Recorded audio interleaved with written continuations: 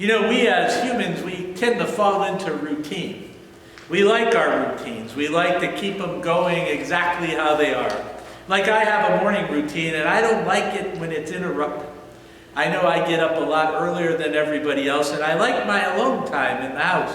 It's just me and my dog Sabra, and we have our set. But sometimes it gets interrupted, and I know that I get angry and a little feisty when somebody tries to change the way I'm doing things. It's not because the way I'm doing things are making me more efficient or making me be able to do things better. Instead, it's that I'm just used to doing it that way, and it's a lot easier for me to go about doing it that way day by day than it is to change it.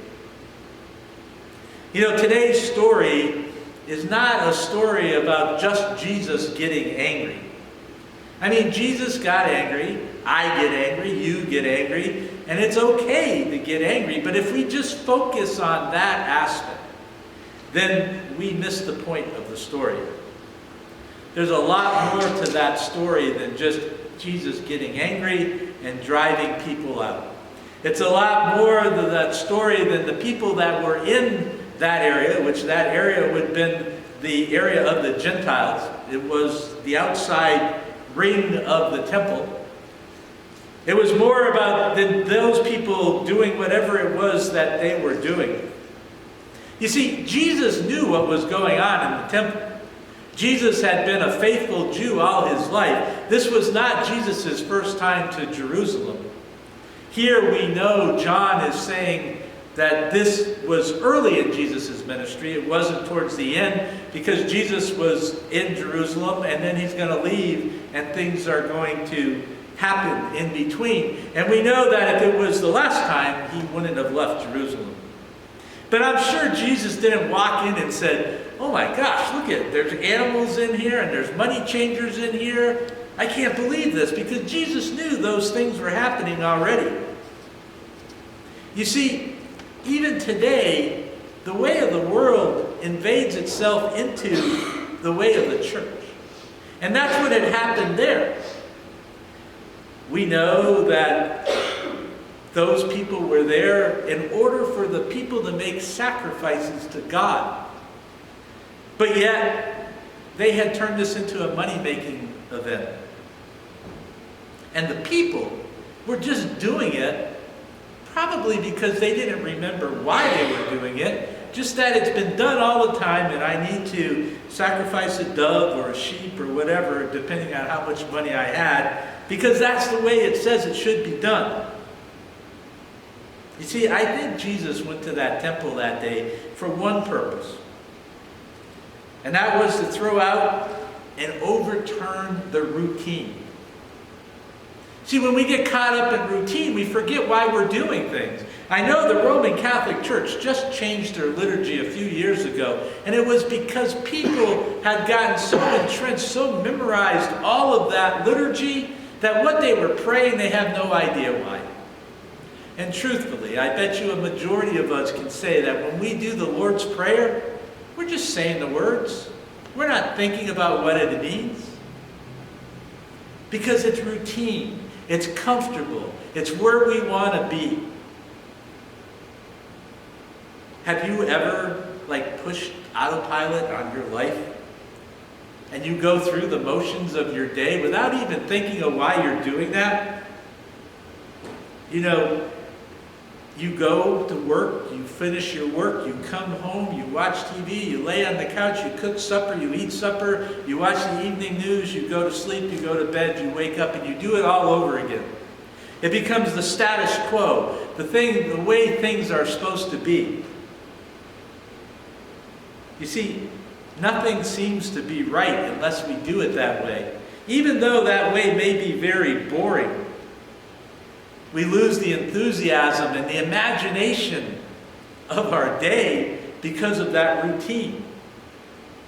Sometimes we look at life and the world and it seems all in vain. We're so busy, but yet we're getting nowhere. There's no meaning in our life. It's just business as usual. On everything.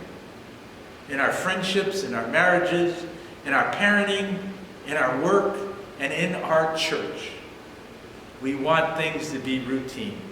We grasp onto the status quo and don't want to change things because that's the way it was in 1827 when they built this building. We forget that in 1827 and in 2021, there's different ways of doing things, but we're so caught up in the routine that we don't want to change anything. You see, what I just described, though, is not the problem. It's only the symptoms of the problem. There's some deeper digging you need to go in. The problem is not so much in the temple as it is in our own hearts. See, routine hides our fear. Routine hides our fear of wanting to go forward. It creates a comfortable feeling that we can do it that way every day. I know when I was a kid, every summer we would go to the same place on the same week for our vacation. And we did. We fell in love with the place, but it became so routine because I think my parents didn't know how to do things more or different. What if it's not so much fun if we go to do something? You see, routine is a symptom of our own grief and our own sorrow. It's a symptom of us wanting security. It's a symptom of something that is familiar to us and therefore creates stability. There's a song that we're going to hear later on. It's that dreamers change everything. Those of us who want to be locked into the routine, we change nothing.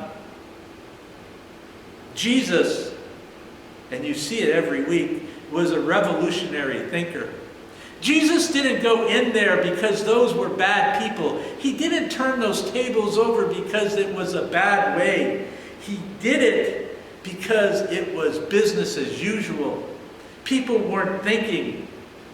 He did it because people were more focused on what they built as the temple than creating the temple within themselves. We do it today. I think what happened in the temple was that people saw the temple as the place, the end of means of all means, not themselves.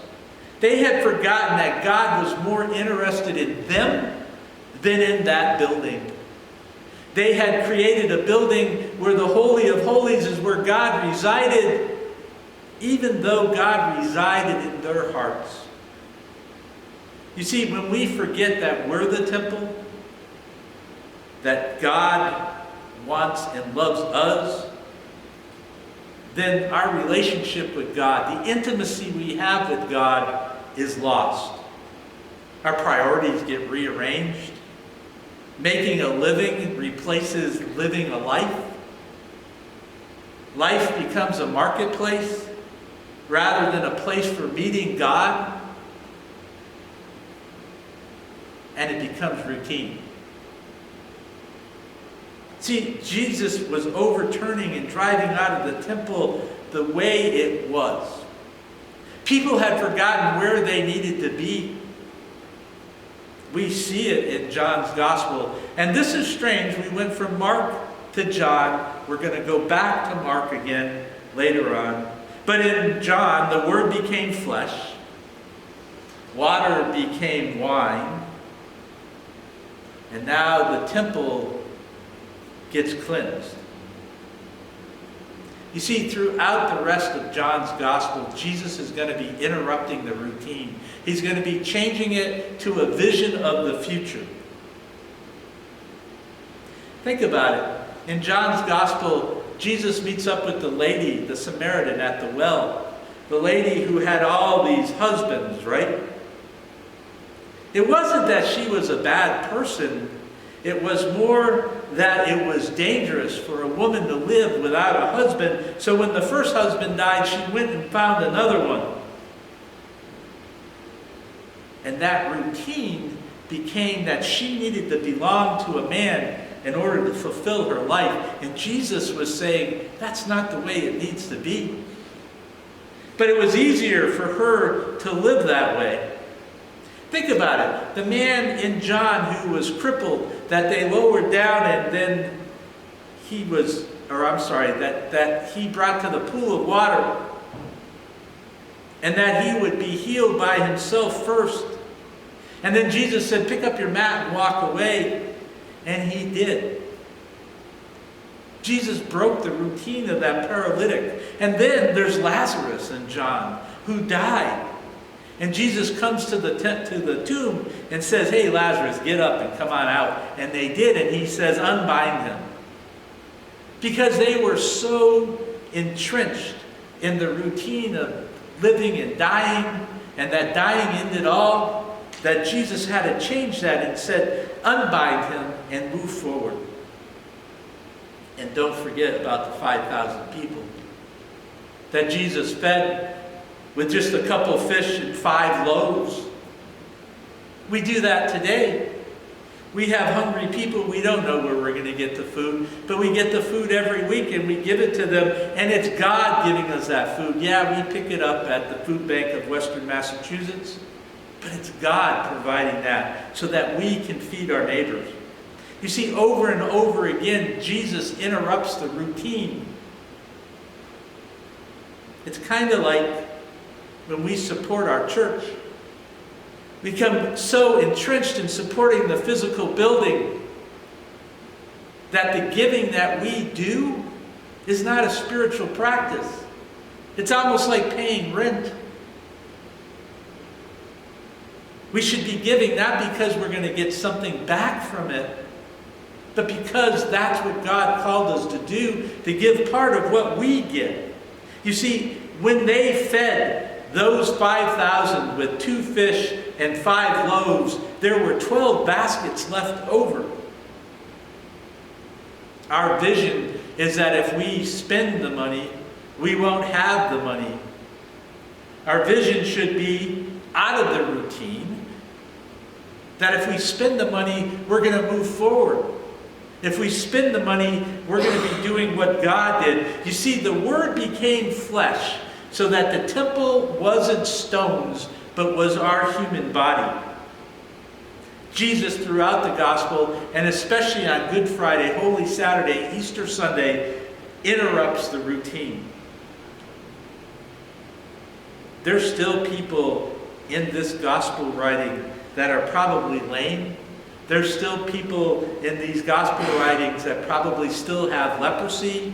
There's still people in these gospel writings that are still hungry. But Jesus said, you are the temple. You are the ones that can make the difference. Maybe for you today, this isn't about other people. Maybe you are the woman at the well. Maybe you are the man that's paralyzed. Maybe you are the empty and hungry.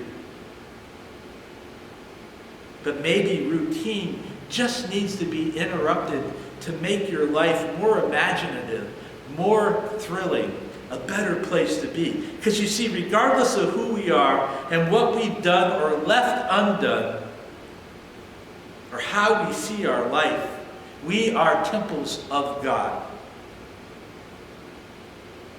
So ask yourself this: what does your temple of life need today? What tables in your life need to be overturned? And what animals in your life need to be driven out?